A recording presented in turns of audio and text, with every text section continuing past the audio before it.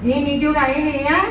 Jadi kurikulum merdeka ya juga harus memahami itu. Apa itu diksi, apa itu gaya bahasa dalam sastra, baik sastra Indonesia maupun sastra Makassar.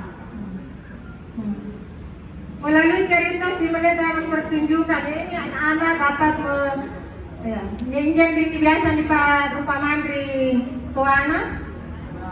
Tenamo. Jadi ini sudah mulai ini terkikis ya sastra lisan di Kabupaten Takalar.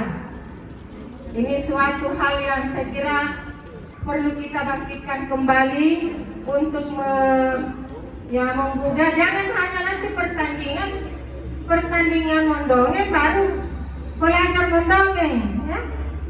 Ya, ini mulai dari sekarang ini harus dibiasakan menjadi media untuk memperkenalkan dan melestarikan nilai-nilai budaya kepada masyarakat luas. Ya, saya kira ini terlalu tinggi. Kamu tuh tak do lagi podeng, ten aja.